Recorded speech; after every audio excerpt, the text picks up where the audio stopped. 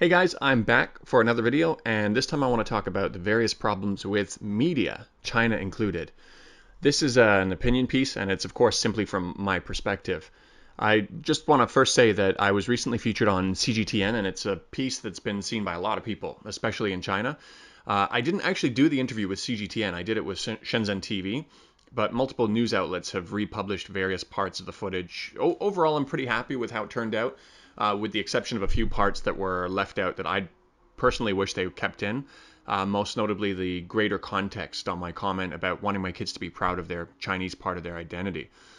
Within that section, there was a part that I spoke about how there is a campaign, even from foreign politicians who are presenting themselves as respectful people, who are curating content of Chinese people caught on camera doing, misbehaving or doing various things. And this is a pretty easy game to play with anyone you want to vilify, especially when you've got a population of 1 billion plus people you can pull from. It's just as easy to do something similar on Americans, or perhaps even easier. Some of the American travelers who backpack in Europe with Canadian flags sewn onto their gear in Europe can probably attest to this quite well. You might argue that pointing out that there are certain things that happen is fair game, but having kids grow up in an environment where this is what they're bombarded with certainly does create the ideal conditions to breed prejudice against them, and or for them to have an identity conflict of sorts, which mixed kids will have enough of a hard time dealing with on their own, even without your creative storytelling. I digress. Overall, I wasn't misrepresented, and I got some pretty good feedback about my interview with some thought out criticisms from others, which will actually guide some of my future content and address a little bit of what I heard. When I did that interview, I had a few goals and conditions. First, I made it clear multiple times that I didn't want them to mention my business name. I'm not going to try to pretend that having the opinion that I do would be great for business in China. And if you want to nail my opinion down to being tied to this, you can go right ahead, and I'm not going to spend any time trying to convince you otherwise. But I am happy to see that the Chinese media stuck to this agreement, because I do recognize how such an association would cheapen my message if I start exploiting this potential benefit. One of the other things I asked for with the person who at least connected me with this news team was that I wanted to try and get them to give me access to places in China that they have previously opened to journalists from time to time. And I'm not going to get into too much detail about what that is right now, and I'm not sure if it will come through, but I hope you're going to be able to see more about what I'm trying to hope to access in some of my future videos. Finally, I told my contact that although I'm focusing on trying to add balance to the predominant China bad narrative, some of my future content will include some of the things I don't like about China, because of course nowhere's perfect, and after 11 years in China, I've got a pretty good idea about the things I like and dislike about the system. Don't mistake this as me asking them for permission to do so. A lot of people don't realize that news outlets do criticize the government in China. There are multiple stories about various government bodies, corruption, abuses of power, all available in China, in Chinese, on the internet. There's even a complaint website where ordinary citizens can complain about their issues with the government. It's totally public, including the replies from the government. Of course, there are exceptions. If you want to talk about overthrowing the regime, it will be deleted. The purpose of me mentioning my future intentions was to let them know that if they're going to give me a platform and increase my exposure, I want to give them full disclosure on what I plan to do with that audience. I will inevitably lose some of that audience when I do mention some of these things, even though I plan to do it in a fair way, but that's the nature of things these days, isn't it? People kind of have their sides and they stick to it. This is actually kind of tying into the first problem with media that I wanted to mention, or perhaps the problem with consumers of media, which in turn, I guess, then guides the media's direction. I wish more people wouldn't play into this so much, but it's just not quite as easy to grow an audience without playing into one of the sides.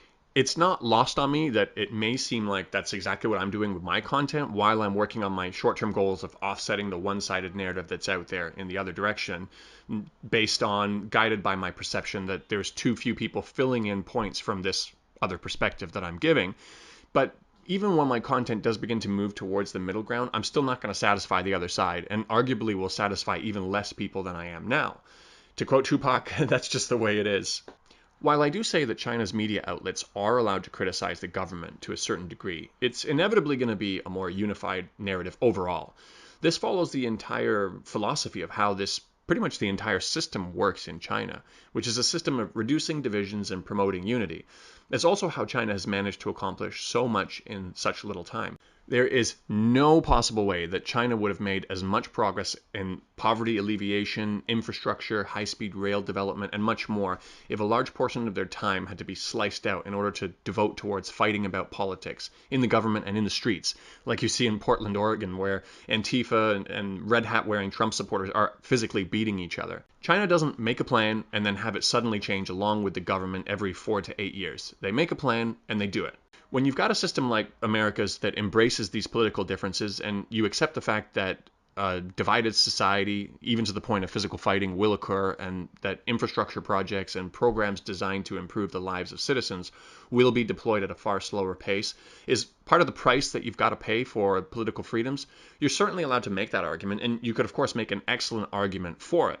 But to bring my point back to the relevance in regards to media, your media will, of course, also be guided by this philosophy, which is in contrast to China's system. That's why it's okay for you to have political comedy shows with people like Trevor Noah pretending to be the good guy, while saying a kid wearing a MAGA hat during that Lincoln Memorial confrontation back in January 2019 had a punchable face, as he put it. This is okay in America. A 16-year-old kid who is already being doxxed till the cows come home is being told on national TV that he has a punchable face. That's a great idea to put out there, eh? Maybe you think it's a bit extreme to think that people will get ideas from this and say, well, hey, he's kind of got a point, and that's not a bad idea.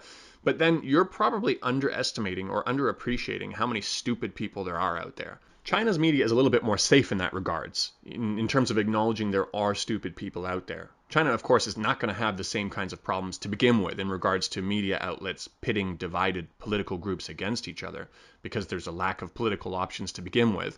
And good or bad as that may be, generally speaking, even aside from that, you're going to have a pretty hard time finding any highly respected political commentator in China romanticizing violence against 16-year-olds, and there would certainly be consequences for doing so. However, I will say, by nature of American media being so raw, unhinged, and less likely to hold back, it feels so much more natural than Chinese news. It doesn't need to be more accurate than Chinese news, because just by virtue of its presentation style, it just feels more authentic. Chinese news, conversely, has a more unauthentic feel to it from an outsider's perspective, even though in many cases Chinese news is far more reliable than outside news. Perhaps not in regards to Chinese domestic issues and matters, but certainly in terms of global matters. One of the other things that tends to guide news, whether you'd like to admit it or not, is your country's own foreign policy. This is extremely apparent from how protesters in various countries receive coverage and how they're framed, which almost has an uncanny resemblance to the foreign policy of the country that that news outlet is based in. And it's a remarkable thing to see that this always manages to be the thing that transcends political differences and becomes suddenly remarkably bipartisan. Generally speaking, China has a far less sinister foreign policy. It doesn't interfere as much in politics of other countries, quite like the US does at least, and therefore has less of a narrative to support in this regard. And although the quality of the presentation leaves a lot to be desired, you get surprisingly balanced reports from Chinese media on many foreign issues, when they're free in this environment to operate outside of the framework of geopolitical issues, comparatively speaking. But a side effect of having less raw coverage within their own borders, working on the whole domestic unity as the guiding principles, their foreign reporting gets disregarded as unreliable as a result. It's understandable. The conversation is controlled around the principle of unity, as I mentioned. Platforms self-censor themselves. I've had some of my own videos on Hong Kong, which I've uploaded to Weibo, removed before. This does happen, and I want to do a separate video on the dynamics of the censorship within China, including the positives and negatives. But this isn't a uniquely Chinese problem. The effectiveness of self-censorship is, of course, far more successful in China than anywhere else, but it doesn't stop others from trying. It doesn't always necessarily manifest itself in extreme cases like the attempted extradition and confinement of Julian Assange or arresting Max Blumenthal in Washington, D.C., the reporter who exposed the inner workings of the CIA and the NED's disinformation campaign in Xinjiang, and they even labeled him as armed and dangerous during the raid on his home, despite the fact that he's never owned a gun in his life. It happens in a more passive way as well, though, aside from that. Look at how Twitter and YouTube works against pro-China voices. Look through some of the comments in my videos to see how many people were automatically unsubscribed from me. And look at the YouTube policy on which videos are demonetized. One of the ways to get demonetized is to speak in the opposite direction of a well-documented event. Well documented, what does that even mean? It doesn't need to necessarily be true. As long as enough people say it, then thereafter speaking out against it in the opposite direction is grounds for demonetization. Is that why even adding additional context on the Hong Kong Yanlong suspected triad attack, while including actual footage to back my claims, is a video that gets demonetized? This in itself also creates an environment for self-censorship, not from the platform level, but from the content creator level, particularly for other YouTubers who might rely on that content as their main source of income. I want to deliberately cut the video short here, and I want to come back to this topic at a later time. For now, I just wanted to leave you with a couple of things to think about in regards to the problem with media, and some of the things to think about when it comes to being so sure that your system is better than someone else's, without actually taking a moment to at least do the topic a bit of justice by considering more than just only what you feel and see on the surface. Almost every one of my videos I make, you'll notice I always tend to say, that's something I'll talk about in another video. No one's really caught on to this yet, and I probably could have kept it up for a while, but I'm already even annoying myself with how often I say it. But the truth is, it's hard to blab on for this long without brushing over a few rabbit holes which deserve far more discussion or context. The primary rabbit holes from this video include speaking a bit more about the pros and cons of a system that values unity and harmony over political freedoms, the coverage of Xinjiang, the racist narrative being built against Chinese, and more important, the divisions in society, because that's something we all have control over, far more than any of the other items. We've created our own environment in that regard. I noticed it firsthand when I made a video admitting that I'm friends with a YouTuber who makes really anti-Chinese content. While it's true I didn't realize the extent of how bad his content gets, having a direct connection with this person is the exact kinds of relationships we need to nurture. It's unlikely with such opposing views that you're going to be likely to convince the other person to completely change their viewpoint overnight. But the result of allowing that exposure to happen may be something that bears fruit over a longer period of time.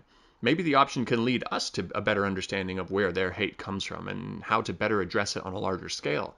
One of my all-time favorite stories about someone fully embracing this concept was from a man called Daryl Davis, a black man who joined the KKK rallies and befriended the Grand Dragon KKK member for the state of Maryland. Throughout most of their friendship, that Grand Dragon always wanted to make it clear that he was superior to Daryl. But a remarkable thing happened over the years of their friendship, and I'm not going to give away the rest of the story, but you can listen to the TED Talk yourself, which I'll leave in the description. There's another talk that I absolutely love. It's another story from Theo E.J. Wilson, a black man who went undercover into the depths of alt-right culture and began to better understand where they were coming from. He's an amazingly entertaining and charismatic character and presenter, and you can see for yourself. I'll drop the link for that one in the description as well. Over the course of talking about the Hong Kong protests, I've also sat down and met with people who unconditionally support the protesters in Hong Kong. We see eye to eye on pretty much nothing at all, but we still listen to each other. I remember when I posted the picture of that night on my Twitter, and I had so many people ask me, how could I possibly even meet with someone like this? There's another guy who I've been in multiple arguments with online, and he's even blocked me at one point, but he's coming over next month to visit me. It's not certain that anything productive will come out of a conversation with someone like this, but I strongly believe it's a far better option than the alternative of hiding in our own little corners and designing echo chambers around ourselves. But that's what we do, isn't it? When Ellen DeGeneres or Bono has seen with George Bush, the world explodes.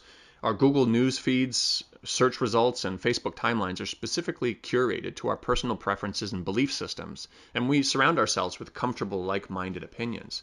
I said this was a rabbit hole I would leave covered, so I better stop here before I don't have anything more to speak on about this topic for my next video. A quick heads up, I've got another interview with another news network that wants to talk to me more about my opinion on the media. A lot of my ideas here will probably be repeated, and I've actually had quite a lot of people reach out to me recently, one of which I declined today. They wanted me to do a voiceover for a report about the extradition bill. It was even actually going to be a paid gig. And I read over the script, and personally, I would have preferred a little bit more context to close off some of the possible perceived loopholes in the argument. And I avoided it because I didn't want to lend my voice to something I didn't fully endorse. While there was nothing factually wrong with it, it just wasn't as comprehensive as I'd personally demand from my own content. And I'll keep you guys posted on some of this stuff as it comes up because I want to remain as transparent as possible. But I do recognize for some that no matter what, it will never be enough. So with that said, I will see you guys next time.